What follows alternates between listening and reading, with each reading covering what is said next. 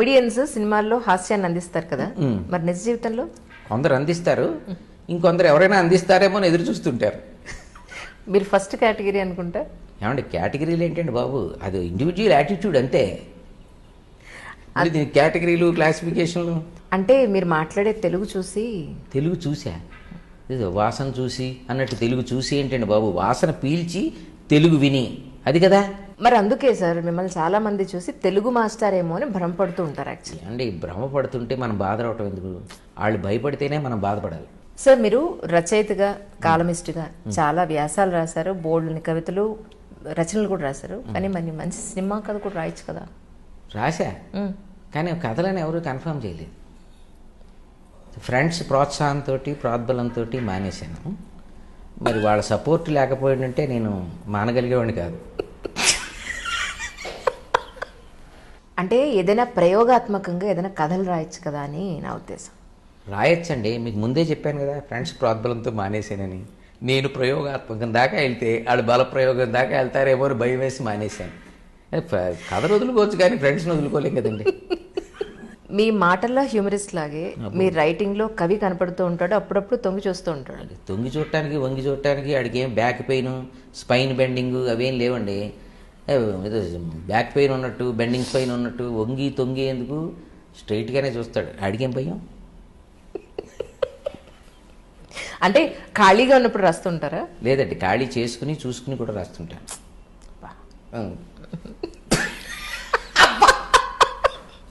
అంటే మూడు వచ్చినప్పుడు రాస్తూ ఉంటారా అని నా ఉద్దేశం. లేదు, మూడిగా ఉన్నప్పుడు కూడా రాస్తుంటా.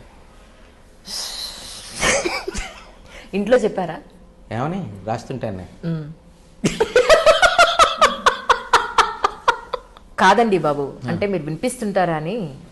అంటే డేంజర్ అని తెలియని రోజుల్లో వినిపిస్తుండేవాడిని, తెలిసాక మానేశా. డేంజర్ ఏంటండి? డేంజర్ ఏంటని అంత హ్యాపీగా అడిగారేంటి? మా ప్రమాదములు మీకు ప్రమోదములుగా ఉన్నట్టున్నవి.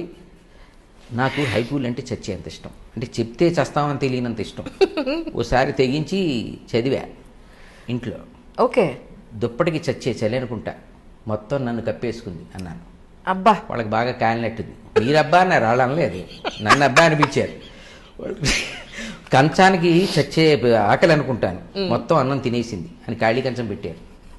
మీరే చెప్పండి, కూడెట్టిన కవిత్వాన్ని ఇంకా మనం కంటిన్యూ చేయాలంటారా? మా ఫ్రెండ్ ఒకడు ఉండేవాడు, చాలా మంచి భలే వీటి మీద సెటైర్లు వేస్తుండేవాడు.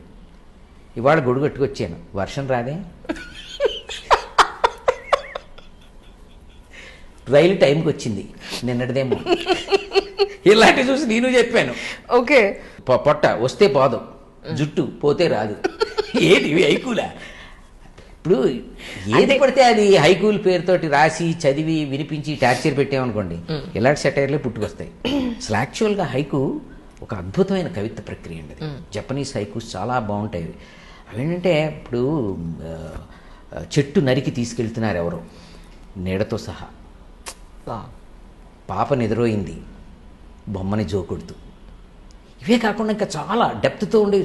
అంటే వాటిల్లో ఒక brevity, content, depth, force, poetic flavour, ఇవన్నీ దాంట్లో ఉండే లక్షణాలు అనమాట. అంత అద్భుతమైన హైకులో గొప్ప ప్రక్రియ ఇది. కానీ అంటే మీరు ఏమైనా రాసారా? మాకేమన్నా వినిపిస్తారా కొన్ని? ఫస్ట్ మీ గట్స్కి హ్యాట్స్ ఆఫ్.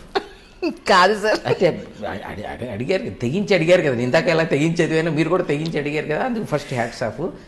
తప్పకుండా వినిపిస్తా, ఎందుకంటే వినేవాళ్ళ కొరత వల్ల ఇప్పటిదాకా వినిపించలేకపోయాను.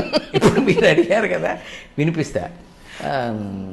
తప్పకుండా త్వరలోనే వినిపిస్తాను.